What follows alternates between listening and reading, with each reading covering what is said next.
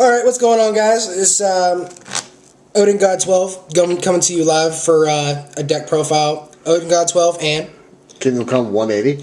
We're doing deck profile on my Fire King deck. This deck is actually a really good deck.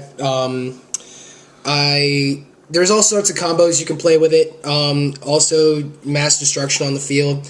And also, we have a special edition for you guys here, a special treat. This is a Blue Eyes mat that I had in my storage unit in Ohio. I actually went last weekend and got it back from the storage unit. I was so mad when I came here to Virginia and actually forgot my mat, and I was pretty salty about it. But this is my baby right here, and I used to use it for my Blue Eyes deck. And it was really, really cool. I have to admit, this is like the sexiest mat I've ever seen. Your booby mat actually can't even compete with the Blue Eyes just because of how, it's just how the design is. The design is just so smooth and just amazing. I love it. It's like, I've never seen Blue Eyes so sexy. It's kind of like, oh my god. Yeah, it's just amazing. It's like giggity. Alright, so guys, we're going to go ahead and start this profile with the Fire Kings. First off, we're going to go ahead and introduce the big guy. Fire King Grunix, he's pretty much your mass destruction for monsters. He's pretty much your dark hole. Except for the fact that if he's destroyed by a card effect, he comes back during any standby phase, whether it be yours or your opponent's. So he'll come back, if you destroy him by a card effect, and he'll blow every other monster on the field except for him. So he's pretty good. Also, if he gets destroyed by a card, if he gets destroyed by battle, then he can bring a Fire King monster from your deck out to the field. Right. So, say like Kieran, Yaksha, Barong, stuff like that. Yeah, we got you. I run one Sacred Phoenix. She's kind of like a heavy storm. If you destroy her by a card effect, pick that up and show it though. That's your secret. I actually like it. Oh my god, yes, very nice. It's really good. So flashy. Yeah. But Sacred Phoenix, she's pretty much a heavy storm. You destroy by a card effect, and she'll come back during your next standby phase. Oh, so, cool. Pretty good. Oh even though the ban list kind of got rid of heavy storm. Not going to get me started. You have three of your searchers, Barong. If he's destroyed by a card effect, and also if a Fire King monster you control is destroyed by a card effect except during your damage step, you can special summon him from your hand. Also, if he's destroyed by a card effect, any standby phase that comes next round, you get to search your deck for another Fire King card, any Fire King card, whether it be monster or spell. So it's really good if you want to combo out to stuff like this. And also, he's a good target for tanky. I see that, yeah. Yeah, he's a Beast Warrior. Badass. We have three of our Foolish Burials. Badass. Kieran. It doesn't matter whether you destroy by card effect or by battle. If he's destroyed, period, he will have his effect off anyway. He dumps a fire card in the graveyard from your deck, and like I said, he's a Foolish Burial. Also good if you want to do the combo out. And he's a rekindling target also, as well as the Fire King Barong. So, goddamn rekindling! Yeah, he's a shenanigans of the damn rekindling. But more about that later. 200 defense. I'm sorry, I've had a little bit of wrong. I have to admit, it's pretty tasty right now. You run 2 Yaksha. He's pretty much nice. I used to run 1. But everybody asked me, why not 3? I was like, honestly, because it's too cluttered, and I don't know what to take out. So I think 2 actually works for it. 2 seems reasonable. If a Fire King monster you control is destroyed by a card effect, you can special summon him from your hand. And also, if he's destroyed and sent to the graveyard, you can destroy 1 card from your hand or on the field. So pretty much, you can just blow up a card from your hand or from your field. Whether it be like, say, Grunix. So just get stuff with your graveyard and then pop it back up on the field and go. Exactly. Hey, if you want to combo out. Yeah, actually, I see why they want to run it up 3, but 2 is actually like your opponent doesn't know what to expect. Honestly, in my opinion, I think 2 Yaksha is consistent. So honestly, with this here, he's also a tanky target too. So with tanky, yeah, you don't need to run them up 3. It's like run 3 is a little club. I have to have it. Yeah. Oh, not in the Fire Kings. Well, no, I mean, like, you mean Yaksha? Yeah, I mean Yaksha. Okay. Yeah, I mean tanky itself running at 3 is amazing, but like if you have 3 tanky and then 3 Yaksha, it's like you're always gonna have you're gonna draw into too much there. Yeah, you're gonna draw into too much. But continuing on, we have our tuners of the deck. We have Flameveil Magician. Flameveil Magician, he's really good when you have the next card, Flameveil Fire Dog. Also combine that with some of the monks. With the fire dogs? This fucker, and then pop out level 8 instantaneously. Yeah, exactly. It's really nice. I love doing that. But Flameveil Fire Dog, you destroy a monster by battle and send it to the graveyard from your opponent's side of the field. You can special summon one fire monster with 200 defense from your deck. Doesn't matter which one, you have several targets. But usually if you want to pull off your synchro plays, go for your magicians. So, that would really be good. You can't even bottomless the magicians. You know, they missed the bottomless of Flammable Firedog. Exactly. I mean, I've seen people misplay like bottomless, like they try to get you like the synchro out, and it's like they'll try to flip it, and right when they try to flip it, when you pull something else out and you pull up Flammable Magician, it's like, I have 1400. You really want to flip your bottomless? Like, how'd you know I have that? I'm like, yeah, why else did you try flipping it? Right. But yeah, these 4 cards are your engine in the Fire King deck. It's really good. Like I said, I viewed a profile and I really like the profile and I based my deck on it. It's not exactly like it because it was kind of last 2 formats ago, so it's really good. One Brofist Spirit. I like this guy because he's actually like a junk synchron. Because yes. Yeah, he brings a level 3 fire monster back from your graveyard.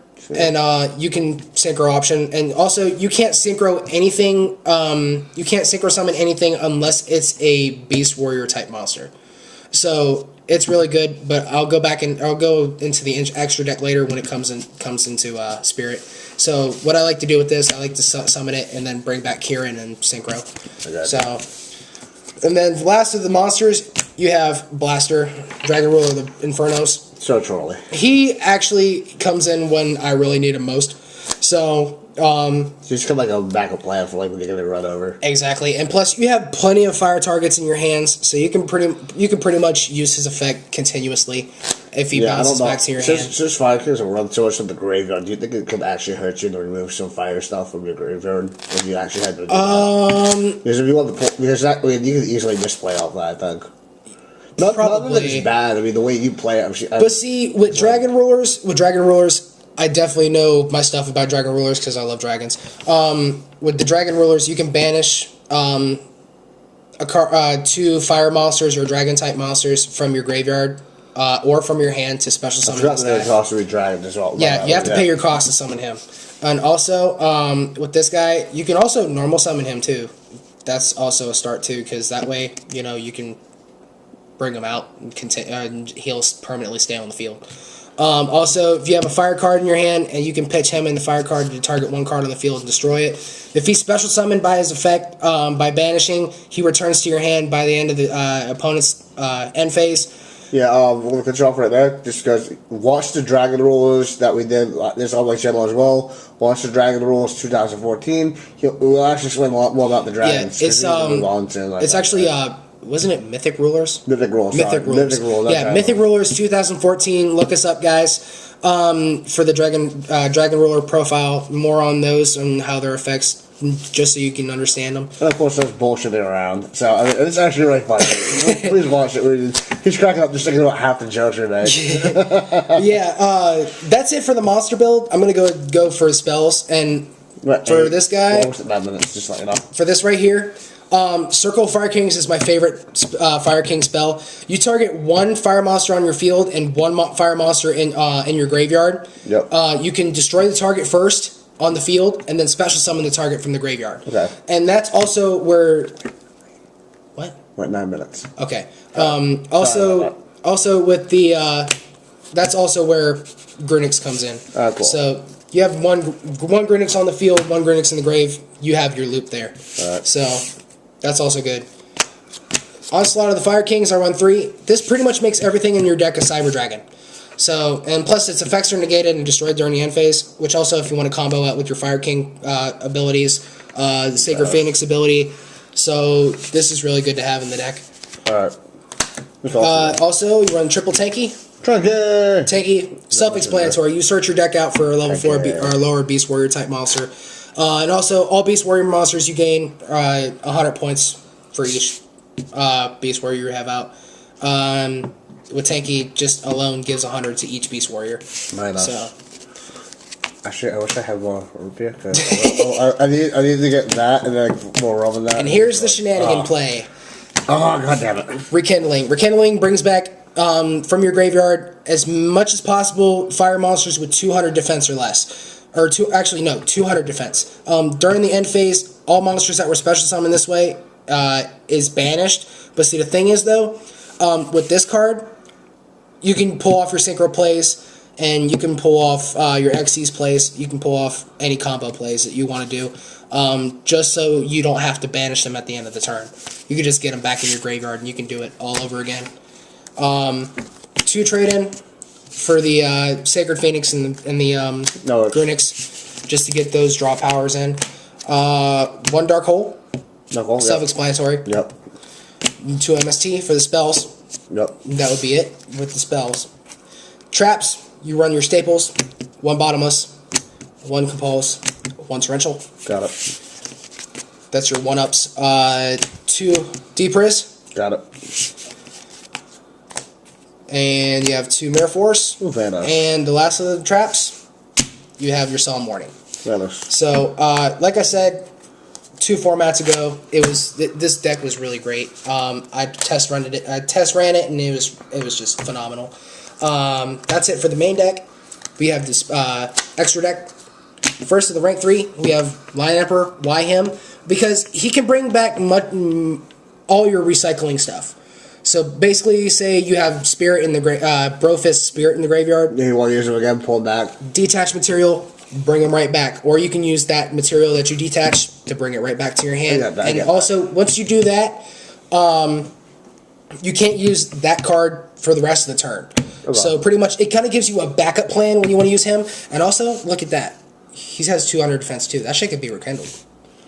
I just noticed that. I just noticed that too. 2200. Yeah, he can be rekindled. That is amazing. Damn it, you Konami! But I actually love the card to death. It's just like, I'm not mad at Konami for making it. I'm mad at him making the 200 defense there. Exactly. Whoever he put in charge of that card, it's like, what the hell are you thinking? Why would you let Rekindling bring like a 2200 beat and it instantly come down? Alright, the second and last of the rank 3, you have Zen Mains. Self-explanatory when you pull off your combos. Also, when it comes to mass destruction, this guy can troll like hell. Because, thing is... Except number 101 Santa August now getting over that. That too. Because the thing is, you know, you have him, and basically, if you have him sitting pretty in defense, you're good. And if he would be destroyed, detach material, and then at the end phase when he uses his effect to detach, then you pretty much pop off a card. Yeah. Also good when you want to use Torrential, Dark Hole, stuff like that. Yeah, really. So I'm actually Dark Hole my own Zen Mains. And I'm like, okay, so you pop out your other creature. At the end of my turn, that creature just popped out will now die because you had a backup plan. Exactly. So now your backup plan is gone. And it was funny because... this is my graveyard again. I can call the hunt at this shit. Right. Swing at you. Right. And it was actually funny because I actually played another player with Firekings, and let's just say it was a whole lot of shenanigans. I really liked playing it because I actually came out on top. All because of Zen Mains. Like you should as a man, coming out on top. Mm-hmm. Alright, start with the rank 4s. We have Maestro. He's pretty much a Book of Moon and a Zen Mains, or a Gachi, whichever one you prefer. You detach material, flip a monster face down. That's the Book of Moon effect. And also, you detach and you can save him from being destroyed. I've had a little too much already. Alright. And people ask me, of what? I'm like, I'm not telling you. And here's where you guys are really going to drool. 2 Diamond Dire Wolves. You can detach, pretty much, if you want to pull off your combos here too, you detach material, you target Beast Warrior, Wing Beast Monster on your field, pop that off, and another card on the field, and you can pop them both. Or you can just use them to pop himself. Whichever one if you want to go balls deep into stuff. So, yeah, Diamond Dire Wolf's really good. 1 Black Ship. You detach to send a monster less than or equal to his attack points and inflict 1,000 points. Actually, like, if they have number 101 on the field, you could actually do that. Yes, you can. But the fact is, like, if I know you're going to Because it sends, not destroys. Yes, that's true. So then actually, they get someone with number 101 easily. Exactly. So it's kind of like, yes. You pull up number 1. For those of you who have 101, this card will kick your ass. So not alone, but if played right, it will actually do. Yes, played right, it will get over 101, but it sends, so it's like it sends, not destroys. That's the technicality for that. I'm actually proud of us for seeing that. Yeah, we have one photon papilloperative. So pretty much a staple there. Pappy. So as if you notice, like one of the last videos, we actually call that thing Pappy now. We love it. Yeah, Pappy. It's called Pappy. Yeah, it's Pappy. Gotta have the Pappy.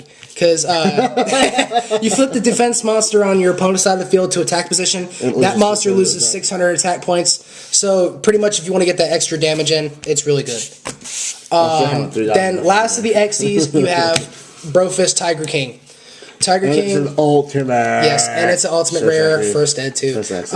Really good card. I actually wanted to test run it. I have not yet got to play it yet. So it's actually really good. When it's XC summoned, you can what is it? You can set a fire formation spell or trap card from the deck, and then also detach material, negate card effects on the field. No, not Beast Warriors. Oh, but except Beast Warriors. So pretty much it protects your Beast Warriors from being from their abilities getting negated. The effect is actually like the end of effect that's come negligible. It's nice if you can get it all. Yeah, but see, for the Fire Kings though, you don't really have to worry about their effects on the field. You have to worry about their effects in the graveyard. Yeah, that's true. So that's where it really comes out. No, I'm just talking about the one where you send your three spy formation like small trap cards to the grave and pull out 2 Beast Warriors when he hits the grave. Yeah, exactly. That's the fact that like you don't really need to worry about that. So yeah, he's pretty much your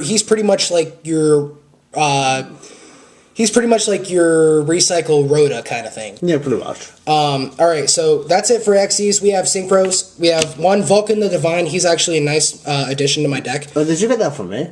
No. This one I actually got from Alex. I think I would have traded her that one, and then she would have traded it to you. I don't know. Because that looks exactly like the one. That's really interesting. But yes, this guy I've been looking for forever because he's really good in this deck. He's pretty much your return to the hand kind of card.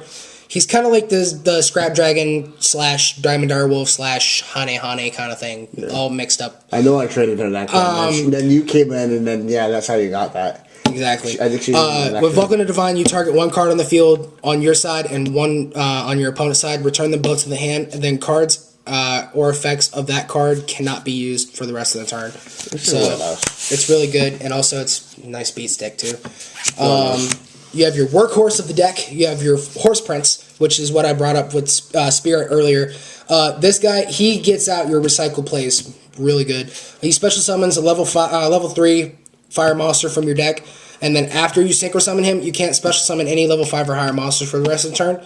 But he's really good for the easy synchro plays. Right off. So that's the workhorse there. He's Horse Prince. That you just want to pop out.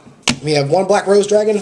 Self-explanatory. The pretty princess of the deck. She nukes the whole field and says, "Hey, I'm going to blow you up." So, and then I am the bomb. You will. Then for the last of the synchros, we run 3 8s. We run one Crimson Blader.